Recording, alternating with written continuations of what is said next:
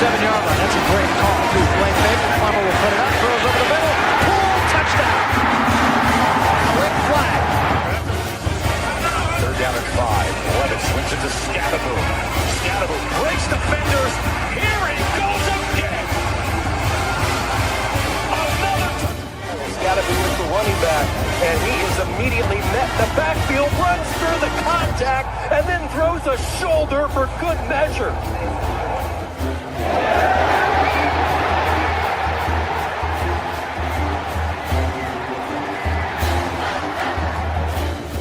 Chuck this defense here. That is true. High in the air. Right center field. Brandon Compton. Welcome to 2025. Today. Just run the other way. Still going back. After drag. Walks up and down. Edwards pulls off and buries it. Richardson drives out for Robbie Ryan. Hurt 3 right on the money.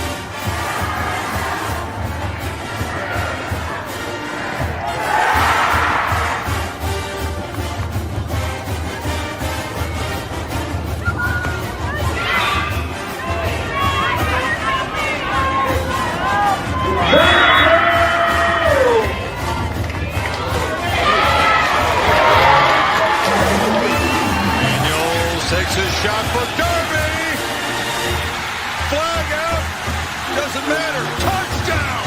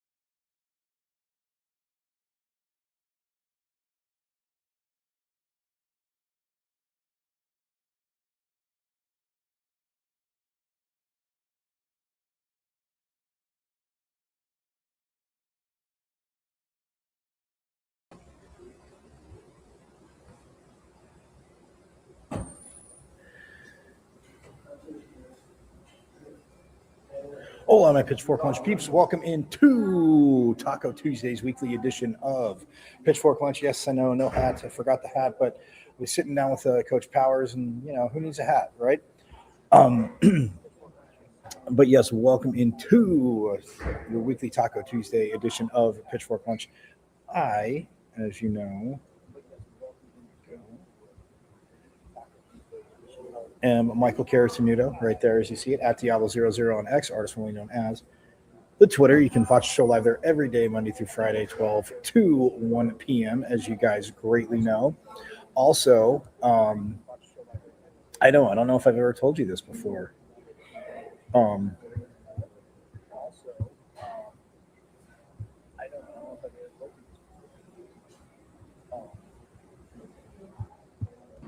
You can go to the wonderful world of the good old IG and check out the show live there every day, Monday through Friday as well, from 12 to 1 p.m. On the good old IG, again, at michael.caratanudo.5. So, yes, a dot between the first and last name, and then a .5 after my last name, and then bam, you're up on IG. And, of course, as you guys know, last but definitely not least, the YouTube channel. Guys, go to YouTube. You know how to get there.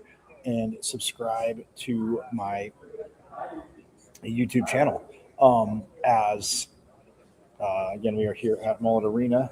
As you can see, practice ice. Coach will be joining me shortly, which is awesome. Love it, love it, love it. Can't wait for it. But yes, go to IG and right there. And then, like I said, YouTube, guys, go to YouTube, watch live, but you need to subscribe because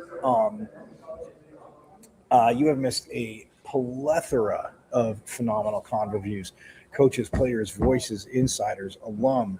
Did I mention really awesome alum? Yeah, and coaches and players and voices and insiders. Yes, all Sun Devils, Forks up to that. And we're just going to have more and more. And again, Coach Powers, again, set it up. And last week he had the NCHC meetings.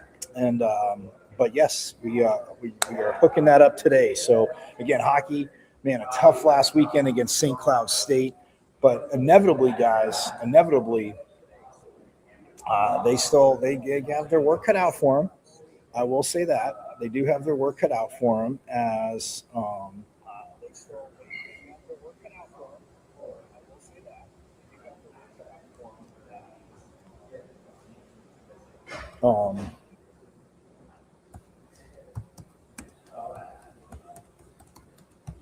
they do have their work cut out for them, but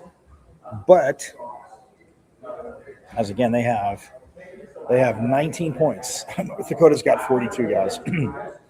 And we went toe to toe with them. Denver's 2 behind them at 40. Western Michigan, I mean, as we come down the stretch, they're a touchdown back, guys. They are at 35. So yes, getting 6 points would be huge for them this weekend as the Devils go there. But we'll get to that. But again, Coach Powers will be here. So again, hopefully you are watching on the good old YouTube. But subscribe, guys. Subscribe.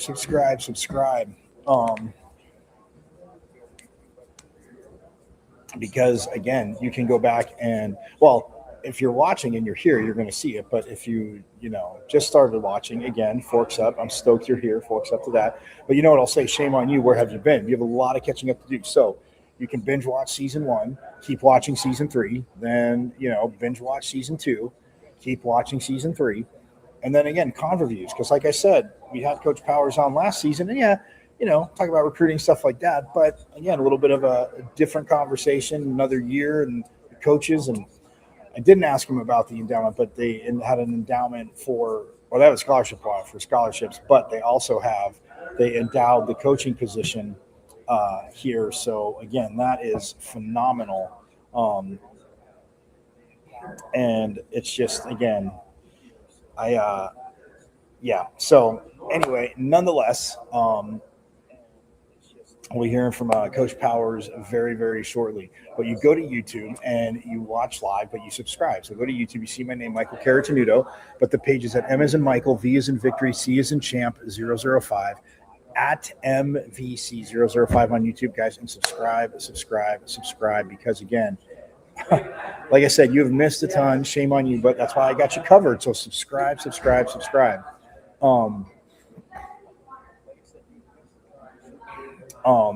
So yes, you need to do that. But yes, go to YouTube. So like I said, we will be talking to Coach Powers.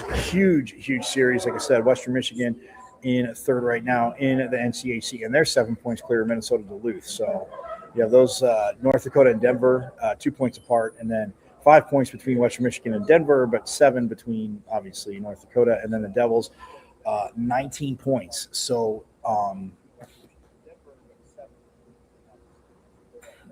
yes, 19 points. So but obviously 6 points. They go out and grind and grit a sweep of Western Michigan.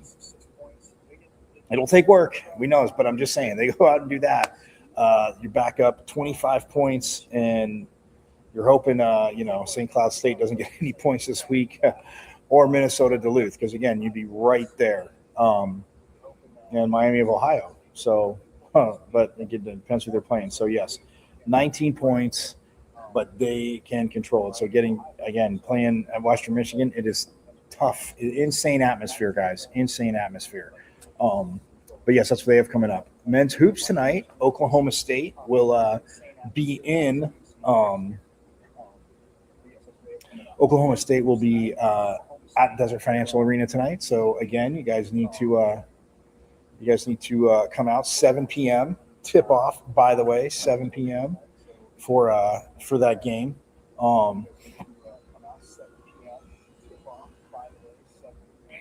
7 p.m. tip off, and yeah, the Devils. I mean, look, they definitely again got that awesome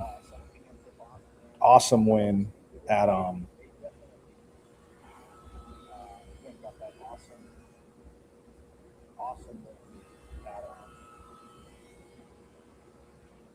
at sorry Utah. I was going to say Colorado, and then Colorado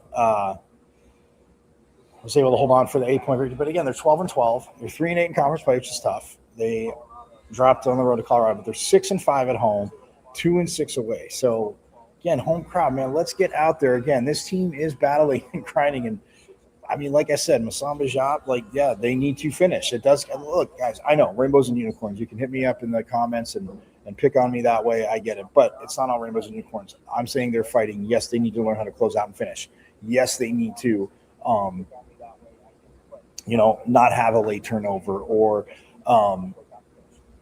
battle. But, I mean, defensively, this team, does battle. And Coach Early has got that going on. But yeah, 7 p.m. Oklahoma State. It's going to be on CBS Sports, the CBS Sports Network, and 6:20 a.m. But get your butts to Desert Financial, and Oklahoma State. They got a bad taste in their mouth. They just got smacked down in Tucson by that team, obviously down south, who yes did go down last night, and that was an insane game. They were up. They had a little bit of a lead, and then they were. They had a ish, and then late down the stretch, Kansas. I mean, that crowd, man. I mean, I'm not even as much as I want to talk trash about them. They're 23-1 now. But that at Allen Fieldhouse, I mean, to play in a fieldhouse like that, and you see like the Jayhawk banner and the student section, the way they're holding it. I mean, that was insane. So, yes, as much as I want to talk trash about that team down south, I definitely, again, they lost by 4. They were up big. That's that. But the men here tonight, I digress, Oklahoma State, has been struggling a little bit. Obviously, only scored 47 against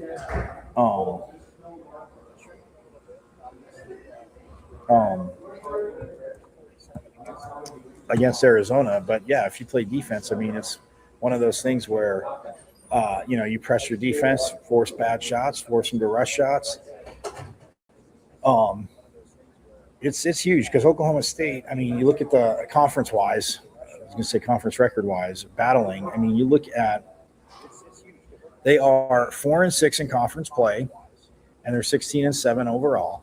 ASU is 3-8 in conference play and 12-12 overall. Yes, they are the only 500 team that's at 500 exactly.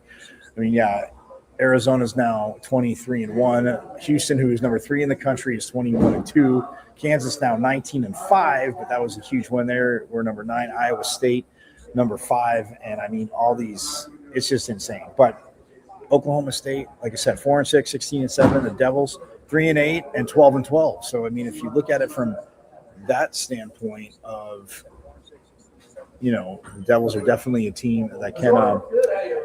The Devils are definitely a team that can get things going, and especially at home, and they've showed it. I mean, look, there are a lot of these games that they've went toe to toe. I mean, down in Tucson, even when the U of A came back up here, like it is. They've showed they can do it, and then you get a win at Utah.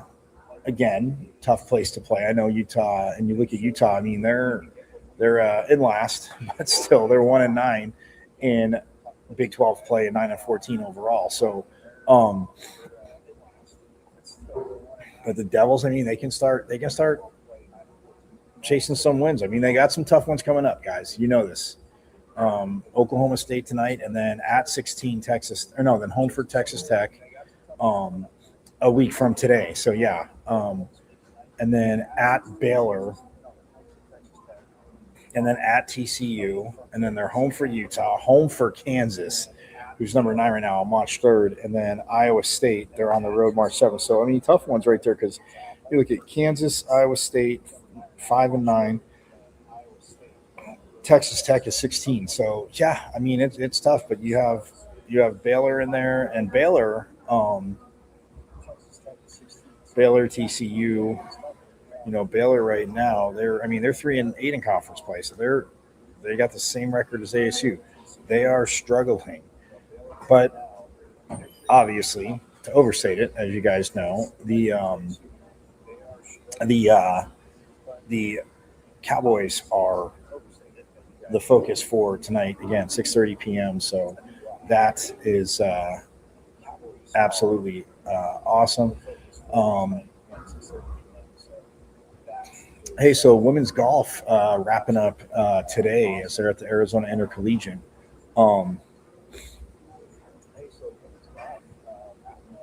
Down in Tucson, and they were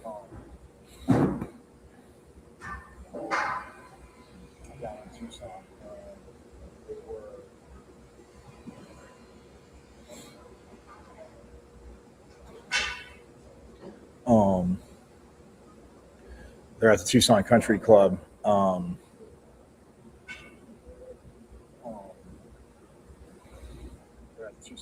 They're at the Tucson Country Club playing that. So yeah, yesterday they were in 7th.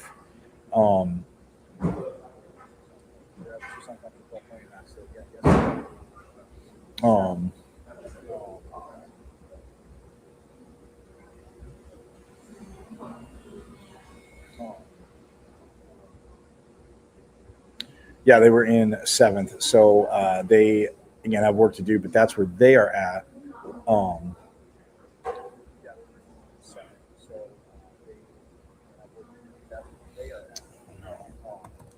So yes, that, and then women's hoops tomorrow. They are home before they get set to head to that team, play that team down south again. So yes, that coming up to baseball Friday. The Littlewood Classic for softball starts Thursday. It's just phenomenal. And then obviously water polo, Coach Party in water polo. Yes, we will get out there. Is coming up, but men hoops 7 p.m. tonight. Get out to DFA. But hey, we're going to step aside. It is that time. When we get back, we are going to be talking with Sun Devil hockey head coach Greg Powers. 18 total years, and obviously all I know he's been 11 years. 11 years as head coach since they went D1. But yeah, so we're gonna sit down. He's gonna talk with us, and again, like I said, I know I say it a lot of times. Not every look, there are coaches. You can definitely play for all these coaches, but if you can't be fired up to play for Coach Powers, you have no pulse. I'm just saying it right now. Love it, absolutely love it. Hockey, you guys know I couldn't skate backwards anyway. Neither here nor there.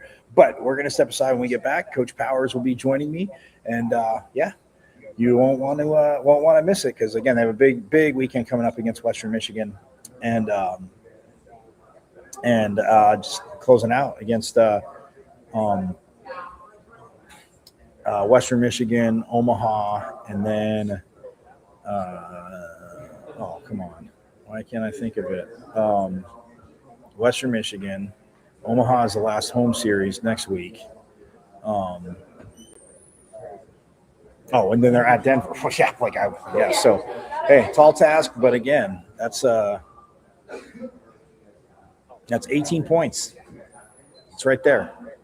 So again, hey, it is tough. It is the NCHC, but him and I are going to talk about it because yes, it is very exciting around here. So we'll step aside, and when we get back, me and Coach Powers will be Coach Powers will be gracing the screen. I'll just be here. So, but you don't want to go far. So more Pitchfork Lunch coming up.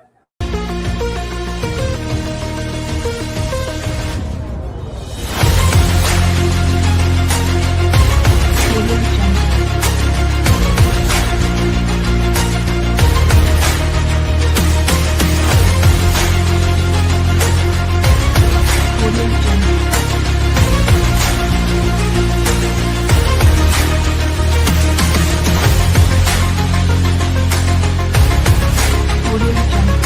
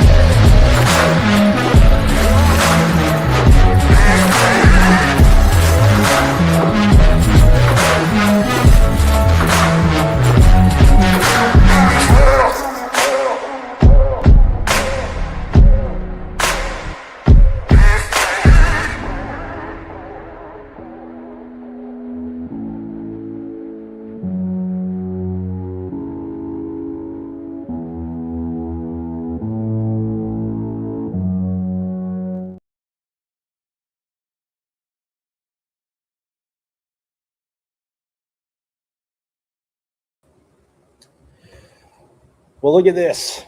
Back here at Mullet Arena with the alumni coach. Man, 18 years. Well, this is Greg Powers. First of all, you know me and Michael Caratino here. Back here on Pitchfork Lunch. But, man, look, I know last year you were kidding me saying we were old, and I said seasoned, like Coach Bloomquist had said. But, I mean, from club to this, let's start with that. Yeah, it's a long time, but it doesn't seem that long for you. No, it does. I still love it, and obviously, where the program's success and the trajectory on my sleeve, right? And this season hasn't gone the way we wanted it to go, but the program is in an incredibly healthy place. Whether people realize it or not, they will soon. Recruiting is unbelievable.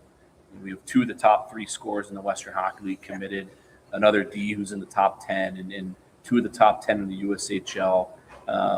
So it's the youth is showing, unfortunately, but it's going to pay off, and we've come a long way in a very short period of time, and we're not done. We have 6 games left in playoffs, and this team can beat anybody, and we're excited for the finish. Okay, see, he hit a lot there. So, okay, let's start with that, Coach, because I mean, like you said, the young guys, and I know last year when I talked, you're kind of in the middle of it. I'm like, wow, first year of the NCHC, and obviously you had played, tough competition before that, but you said scheduling when you're in independence a lot different than when you're in conference play. Mm-hmm. But last year, your guys are rolling, and like you said, creating the breaks, and maybe not going the way you were. And you said something after one of the games recently, and it kind of stuck with me when I went back and listened, is that, I always hear coaches say sometimes in hockey, the puck doesn't bounce away. You guys were, last year you said, oh, it feels like we're creating that opportunity. Well, this year with these young guys, the young team mixed with the veterans, it seems like they are. But for some reason in conference play, like you said, it's just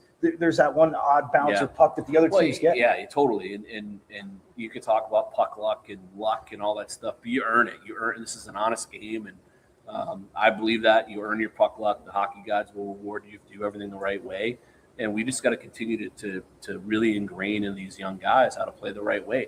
They're starting to take steps. You see the Alfanos and Crandalls and Kevins and Powells and the guys in the back end that are all young. They're taking huge steps. It just hasn't been quite good enough yet. And look at Saturday, for example. We're tied in the second period. Our D loses a stick, can't find it. So we have 3 sticks on a kill. Could have cleared it at least 3 times, and he just didn't have a stick. Then, their third goal, Herbs tries to play the puck. He snaps his stick. They score. 4th goal, he comes out of the net, in the last minute. It just hasn't gone our way this last month, and it's on us to work hard here every day and create that puck luck and change the outcome.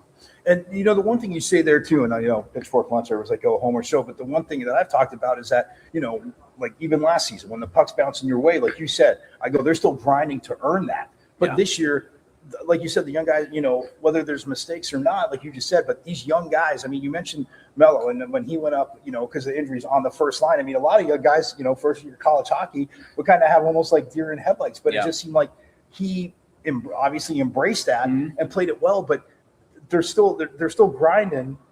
And so between the veterans and the young guys, like the message in the locker room, from the veterans, because I got to think that maybe the young guys take it, a little more frustrated, like the losses a little more. Not that everybody doesn't care, but they're frustrated. I think that the deeper you get into the year, the more they learn, the more experience they get. The struggle we've never had a team this young, right? And so it's been an adjustment for all of us. But the struggle you get with young kids coming in from junior hockey is they play 80 plus games in junior hockey. Right. So taking nights off is normal for a 17 to 19-year-old kid. Right. Here you play 34. Every game is a playoff game. Every game matters. Every shift matters. Every touch matters. Every practice matters. And it's taken our young group, honestly, until really now to unfortunately figure that out. And that's something moving forward I need to do a better job with. When you have younger guys that don't understand how important every game is, you have to do a better job educating them. You go through the process, you draw on experiences preseason, you develop a training camp and a rollout package that you think is going to get the job done. And we were confident when we did. But again, until you go through it with this young of a group, which we never have, you don't know what you don't know. Now we know. Right. And I mean, sometimes, I remember you mentioned that last year too, because I always hear coaches say sometimes not knowing what you don't know is a beautiful thing. You just, you play the game, and they are very talented. But let's piggyback there, because recruiting, I know I mentioned to you last year, like, you sold, I mean, from club hockey and the success there, but, and like we always talk about playing over at Oceanside, but you sold, I mean, the like, be the tradition. Mm-hmm. And for recruiting, and I asked you last year, going in the NCHC, you're like, yeah, and again, I know you can't mention a lot, but the guys coming in, and we see, and like you just mentioned, guys that are coming in, but being in the NCHC, how much more? Because I said, I'm sure your mailbox and phones blowing up, but how much more has it just boosted recruiting, and then help you get, like you said, because you want to build with young guys, knowing the portal's important, but building with young guys is how much has that, like, be the tradition and you selling it and being here helped recruiting? Everything. I mean, it's this strategy to this year's roster build is definitely one that we wanted to have sustainability long term. We never thought we would be 13 and 16, 29 games into the season or whatever we are, 30 games into the season, but I know it's going to pay off, and there's even more talent coming in, and right. So the pipeline is better than it's ever been. And it sometimes you have to take a few steps back to take the ultimate steps forward. And that's exactly what I think we're going through right now. We were independent for so long, then we get mullet, and then we come into the NCHC by design in our first year. I wanted an old team. I wanted to bring in some transfers that could compete, get us on the map, and establish some footing. And we did that. We obviously exceeded everybody's expectations. We were picked to finish second to last, and we finished second. And damn near won the thing. We had all kinds of all-league players. We had an All-American, 2 NHL contracts. Here we are a year later, and yes, the results haven't yielded what I expect. And the best thing about where our program is, and while some people may think it's not a good thing, to me it is. There's people that are frustrated.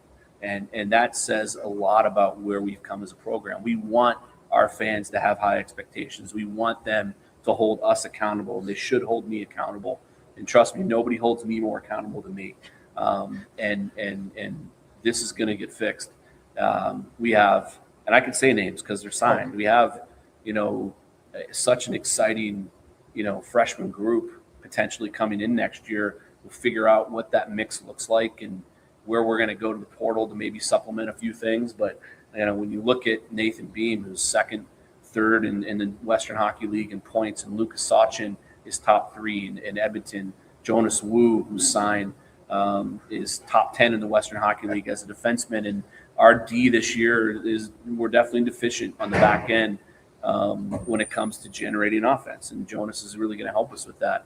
And then you go to Brandon Gwozdzinski, who's a 4th-round pick in Dallas and lighting it up in Prince Albert, and he's a local kid. And then you go over to the USHL, and you have kids like Teddy Merrill, who's a local kid, who's the captain in Dubuque.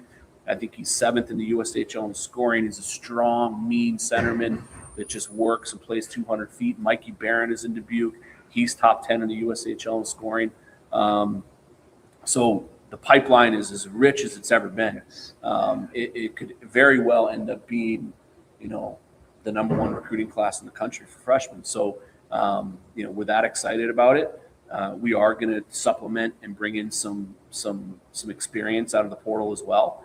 But we're excited. Like it's going to be an unbelievable future here. And I think that the most exciting thing, put all those kids aside, is the development that we've seen out of these young kids. When you look at, on some nights, Carmelo Crandall's the best player on the ice as a freshman.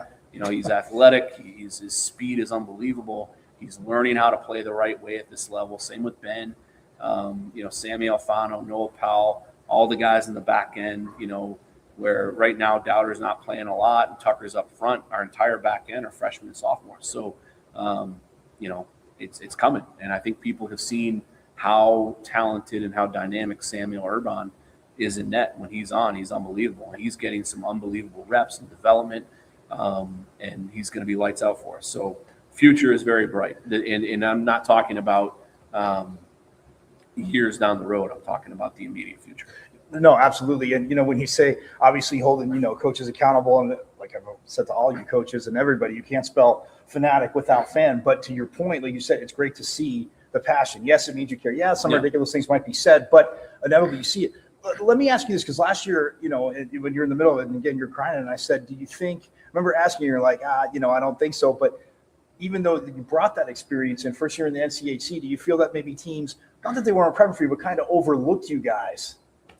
I don't know. We had a really good team last year, and just a really good hockey team, and it was really unfortunate how decimated that team was the first dozen games of the year, because if it wasn't, we felt like we had a Frozen Four caliber team. But I don't know if they overlooked us. I don't think they did. I think that coaches are smart. They saw what we had on paper. They saw that it was a veteran old team, so that did really well, but that team's success, minus the results this year, us having that success in the league got us the players that we just talked about. It's yielding, getting the players that commit to this program that are coming in next year. So that success, while I know frustrated fans are saying, well, they placed second in their first year and now they're fighting it in year two and they've regressed. It's not that. It was literally a roster built to catapult us into the future and have sustainable success into the future, and it did that, and you'll see those results in continued recruiting successes. Yeah, because and to piggyback off that too, I mean, even when you're playing independent first few years, I mean, yeah, you did have guys drafted, but when you look at the lineup and you put the NHL teams, I mean, this was the last weekend between both teams, there's 11 NHL players. And I know in the NCHC, people were like, well, duh, Michael, you see a lot of that. But again, but from your side too, and again, like you said, having the, and obviously I know you honored Joey DeCourt earlier this season, and you mentioned alumni before coming back. And to me, I mean, is that even the bigger selling point in recruiting, just to see how much, like, again, yes, they were early, they were invested. You're invested, they're invested, building the program up. But when the alumni come back and they're involved as much as they are, okay, I know it's special to you, but how much does it mean to you? It's everything. I mean, our alumni, and I said to guys last week, our seniors and our alumni are the program. The program isn't the coaches. It's not me. It's not even the young players. It's our alumni. It's the guys that came here and built this out of Oceanside Ice Arena, and the guys that came here when we were an independent. It's easy to come here now. It's easy to come here now. You get, the best facility and unbelievable fans that want us to win, that are passionate, that show up every night. And we're in the best league. We are in the best league in college hockey that's won 7 of the last 9 national championships, and it is a gauntlet every night. And so, it's the program is the alumni. It's our alumni, and I know they're really proud of where we are. And everything I do every day is to continue to make those guys proud and to make sure that they want to come back here and continue to support us. And then, okay, so you mentioned the fans, the student section, and I don't think I asked you this last season, and even in pressures, I mean to ask you this, but like, I know you guys are focused, but when you guys score a goal and their visiting team goalie is down at that end and the students have the chant about letting the goal in, I mean, you're focused on the game, but do you hear that? And just what's the laugh? Did you get a little giggle of it the first time you hear it? Does it still make you laugh a little bit? Honestly, I don't. I mean, I don't pay attention to it. Fair enough. All I know is that the students give the building so much energy and life. And to be honest, from the bench, I can't really hear what they're saying. I know that they're cheering. I know they're loud. I love their reactions when good things happen and when we score goals. It's electric, especially in first and third periods. When we score big goals, it's so much fun. And even still today, I mean, we're 4 years into building this program in a real facility. You have to pinch yourself every day you walk in, and every game day coming out onto the bench and seeing supportive people that have fallen in love with Sun Devil hockey and want to see us successful. It's a huge honor. Like I said, I remember watching you obviously going out to club games because, again, loving hockey is just absolutely awesome. And like I told you last year, since my career ended when I was 10, because skating backwards just – I didn't fall down, look like a putz like Happy Gilmore, but at the same time, like, everybody just blew by me. So I know for coaches who are like that, you do us no good. No. But when you look at – okay, so 9 teams this year, and then next year, I mean, you guys came in, but next year a 10th team coming in to this conference – again, which, I mean, conference expansion, obviously, I mean, it's great, but I mean, what do you think of that? I think it's awesome. St. Thomas has done an unbelievable job. I'm good friends with Rico, their head coach. And I mean, they're having a great year this year and their last year in the CCHA, and they're going to come in ready to compete at a high level in the NCHC. They're well resourced, they're well funded, they're well supported. Brand new arena on campus, a very rich history in NCAA Division III of tons of success, incredibly fertile recruiting area right there in St. Paul. They're going to be a handful.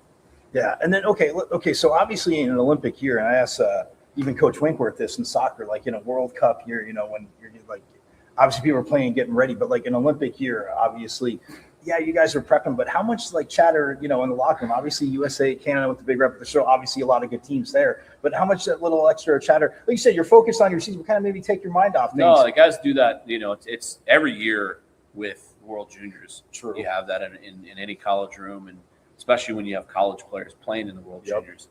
We have, 2 that played for Slovakia. Yeah, it'll happen. As soon as I think the men start playing, guys will be chirping each other and supporting their countries. Whether it's Shelley from Sweden or Herbs and Richie from Slovakia, all the Canadians we have and all the Americans. So it'll be fun. Yeah, the banter is great. Let me ask you this too, because you always talk about messages from coaches, and obviously everything that happened with Lindsey Vaughn, her presser that I saw after the ACL. It's like, I'm not sitting up here crying. Like, go through it. I mean, but I know obviously as athletes, when you put all that time in, especially for the Olympics in certain sports, like it's 4 years. But when you see a message like that and then see her work, then obviously it was a tough ending. But she's like had nothing to do with it. But when she delivers a message like that, like basically the reporter, I'm not saying they were trying to trap her, but like saying, oh, she's feeling down. It's like, I'm not going to cry. This is it. Like, do you play like certain messages like that for your team, even though it's a different sport? 100%. I mean, there's so many lessons that can be learned from just competitors. I mean, what spells elite competitor more than a legend in her 40s with a torn ACL trying to win a medal, and not it's unbelievable. She's a legend, and I think if any coach could put a team together that had players that competed with half of that dignity and heart and grit, we'd all take it in a heartbeat. And then speaking of other coaches, I know last year we talked about an alum, but like you being an alum coach and obviously Coach Bloomquist, but like all the coaches' interaction. I know obviously you were out on Coach Molly Miller's show on a Monday night. You and Coach Bloomquist were out there, and Coach Van Neal, I know, like you said in the fall of, honoring them back-to-back Big 12 champions. And I know we talked about it last year, but it just seems like, I mean, it's even grown more, just like the different coaches, different sports. Because he said, Coach Van Neal said, I went over to, I'm extremely organized, as you know. And he goes, I went to football and I was just like, man, watching it run. Same thing, like obviously when you have practice, but getting to kind of add to what we were talking about last year, but getting to add to and see like what they do with programs, and when you're going to practice and supporting at games, how much more fun does that make the electricity on campus, but also just to coach? Because like Coach Miller says, and I know you guys have probably all said at some point, only coaches know what coaches go through. Yeah. But how awesome is it? And then secondly, do you think, because I know you already said that you were beating up on JJ's club hockey team, but can you do card tricks better than him now? Because he's mastering that. He's way smarter than I am. But no, they're awesome. I mean, it's important to me that anytime new coaches come here, that they know that they're supported by the other coaches and by me. And I'm not like a big, front and center, put myself on social media type guy. I'm a direct, they hear from me directly, whether it's a text or a phone call, or just going and sitting in a corner where nobody can see me and watching their team play. That's how I support, and I think it means a lot. I think I have that responsibility as an alum and as one of the most tenured coaches. I think that it's me, Bobby, and Zeke right now that have been head coaches here the longest, but so yeah, I mean, it's a great group, great people, a lot of people thriving. And like I said, Molly said it, I've said it, we're the only ones that know what we go through.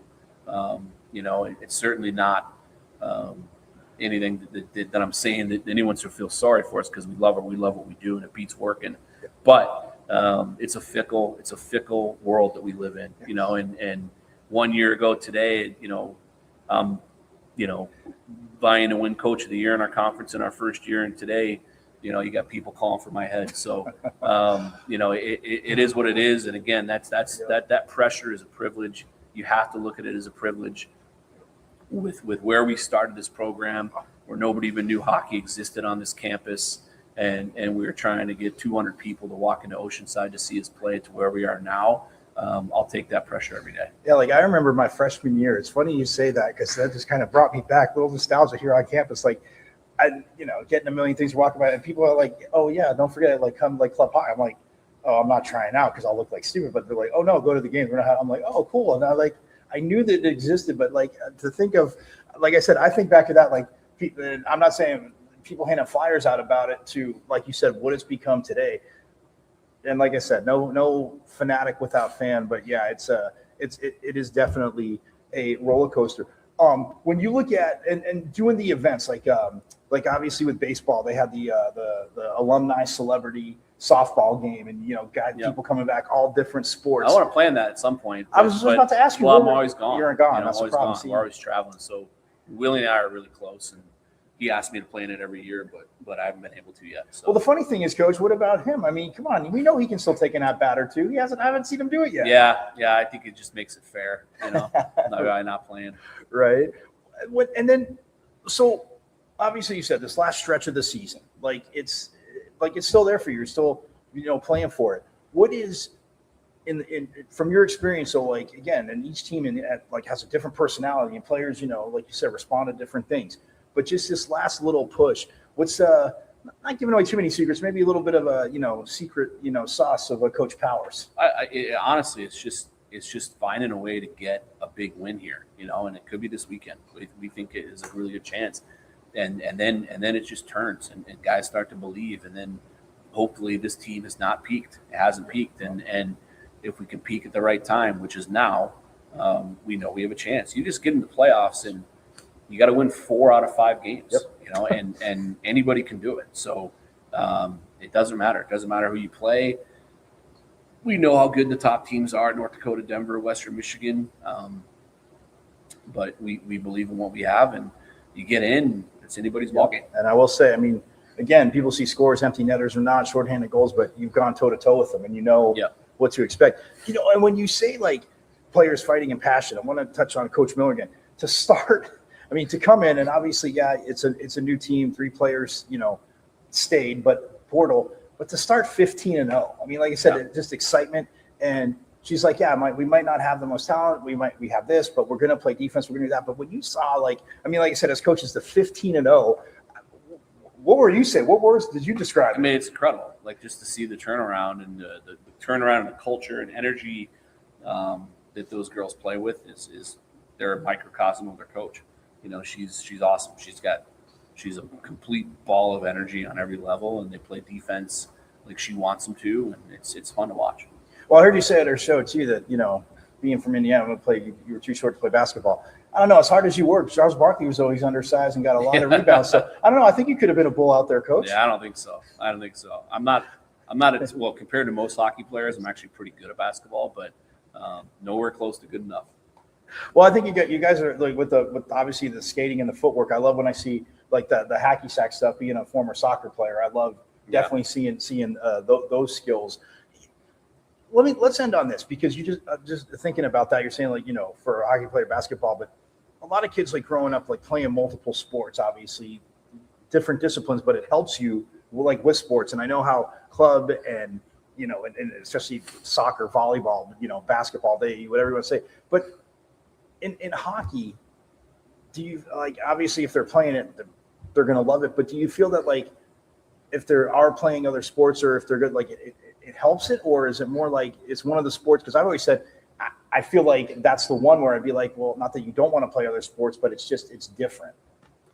Yeah, I think I'm a huge believer in kids playing multiple sports, and if just for the simple reason that it teaches you how to be a good teammate in different settings, how to support people around you in different settings, and the importance of competing, no matter what you do. and it translates into the rest of your life. And that's what we tell our guys every day. Like, the lessons you learn playing this game are lessons that you'll take with you when you're done playing hockey. And at the end of the day, that's what we're here for. Absolutely. Well, and you've done a hell of a job. And again, thanks for being part of a Thank Pitchfork you. Lunch. We're going to step aside. We're going to get back to that. A lot of what Coach said. And yes, with their match coming up on the road at Western Michigan this weekend, baseball opens up, softball's going. It's electric on here. But like he said, you got to get out to Omaha, the last home series. Yeah, I know it's all Western Michigan, and it should be.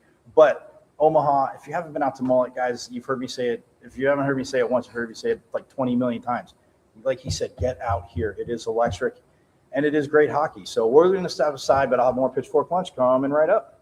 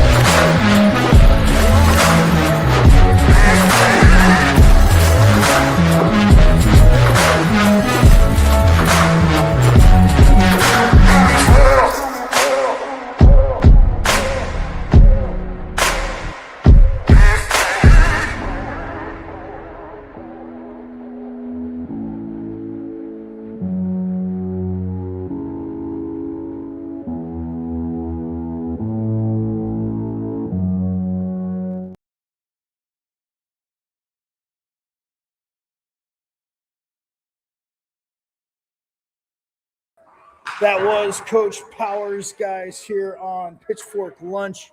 And again, starting behind me now, you see some hockey going on behind me here. We're at Mullet Arena. But that's actually the club team. So no, Coach Powers didn't go from here right to practice. They were done for the day because you know me, I'm not bugging them. They got a lot of prep to do. So, but yeah, you heard him right there. I mean, he mentioned the young guys there real quick. I mean, you think of, like you said, a Sammy Alfano. I mean, who's a freshman and played for Erie in the OHL. Carmelo Crandall, who played in Tri-City for the USHL. Ben Cavon, who's a freshman, also played for Des Moines in the USHL.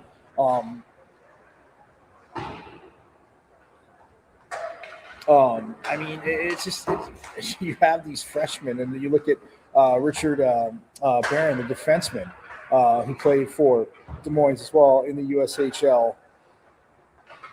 Another freshman, Justin Kipke, who played for Victoria in the WHL. Minnesota Wild drafted him. Speaking of the draft picks that I mentioned, guys, I mean, look, Colin Potter, we know in the first round, Calgary took him. But Cruz Lucius, the Penguins, Noah Powell, the Flyers, Ben Cavon, the other Devils, the New Jersey Devils, which I know you Pitchfork Lunchers know I might be a little more, biased towards that, but Ben Cavon, another freshman, like I said, who played in the USHL. I mean, it's just these young guys, and it is exciting. Brazen Bozer is a sophomore defensively, so is Joel Schellberg, a sophomore. Dowd's a junior, Barron's a freshman, Kipke's a freshman, Sam Court is a sophomore. It's awesome. I mean, Ty Nash, a sophomore as well. So, and like Coach mentioned, all those guys coming in, and like I said, I didn't want to ask him the names, but since they've signed and he could, And I didn't plan that before, but it's like the recruiting is just insane. And yes, getting something like awesome like Mullet Arena is a very, very hold on, we'll go this way. Hold behind me. All right, there we are, in between the glass. But like, yeah, I mean, it's one of those things where when you look at, having a Mullet Arena, like you said, you go from Oceanside, what it was, which the intimacy of it, absolutely awesome. But no, you're not playing an NCHC conference game in Oceanside the way it was set up. And Mullet, I mean, it absolutely rocks. But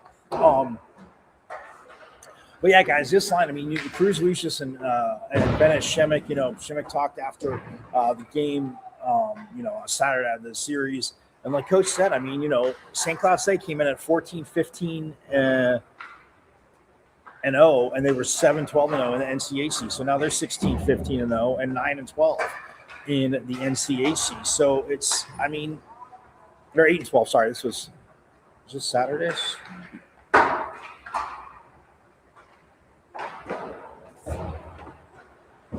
Yes, this was Saturday. So sorry, they're 15-15 and 0, right? Did I? Let's see. What is their St. Cloud?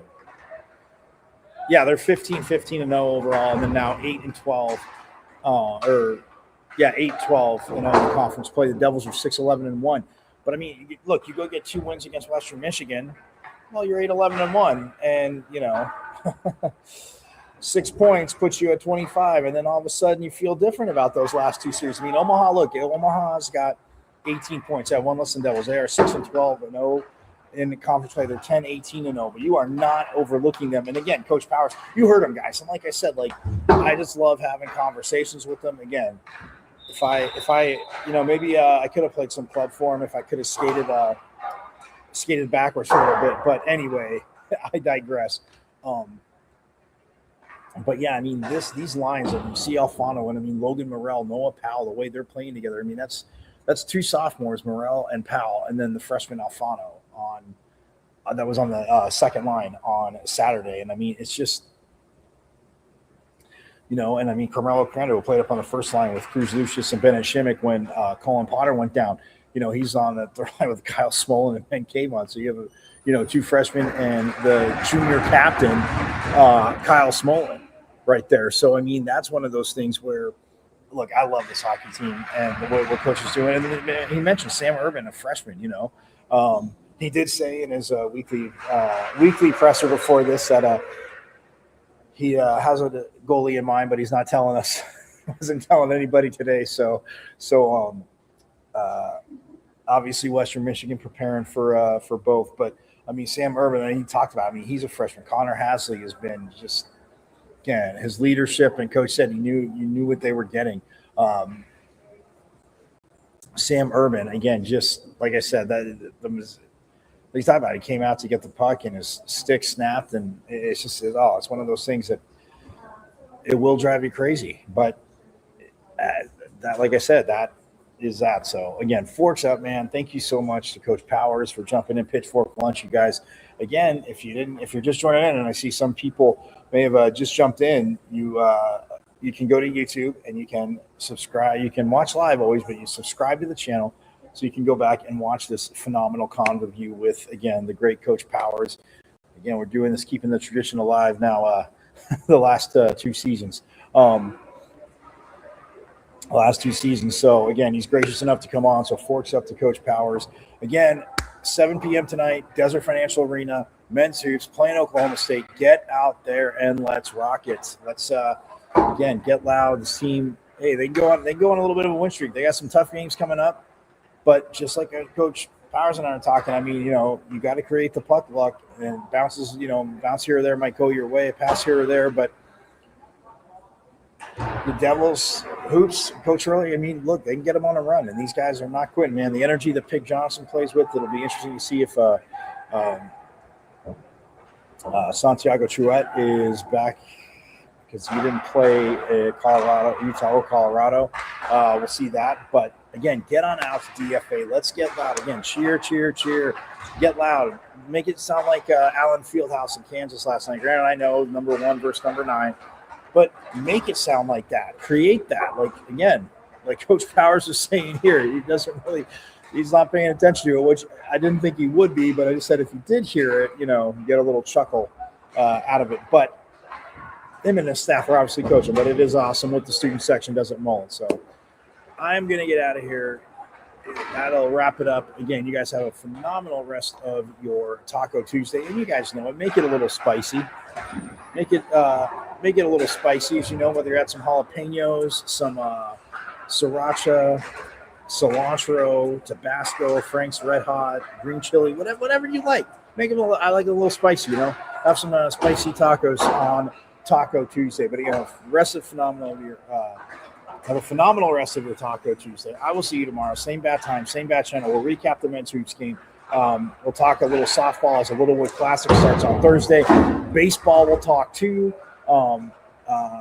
Hopefully, we'll get to hear a little bit from Coach Bloomquist making his annual preseason visit or before the start of the season visit to Pitchfork Lunch as we've done the last few seasons. So going to try and do all that. But, you guys have a phenomenal rest of your Tuesday. I will see you tomorrow. Same bat time, same bat channel. And, yes, thanks to reigning back-to-back Big 12 champs women's volleyball. It is #OurState. Team down south swimming just taught you that lesson. So, forks up again to swimming and Coach Bain for that dominant victory. We'll recap women's golf, see how they finished up at the Arizona Collegiate. And, again, recap hoops and talk about what's coming up. And then tomorrow night, women's hoops. Women's hoops will be in the building at DFA, so we shall talk about that as well. And you guys know it. Have a phenomenal rest of your day, like I say, but go Devils. And as always, guys, forks up. I went to Arizona State. Right. I'm a Sun Devil, man. 27-yard line. That's a great call. Play fake. Plummer will put it up. Throws over the middle. Pull. Touchdown. Quick flag. 3rd down and 5. 11 swings it to Scadaboo. Scadaboo breaks defenders. Here he goes again. Scadaboo is the running back, and he is immediately met in the backfield, runs through the contact, and then throws a shoulder for good measure.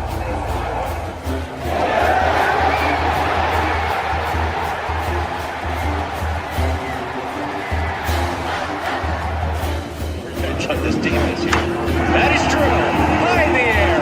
Right center field. Brandon Compton. Welcome to 2025. Today. This one the other way. Still going back. Got the drag. Walks up and down. Edwards pulls off and buries it. Richardson drives out for Robbie Ryan. Her 3 right on the money.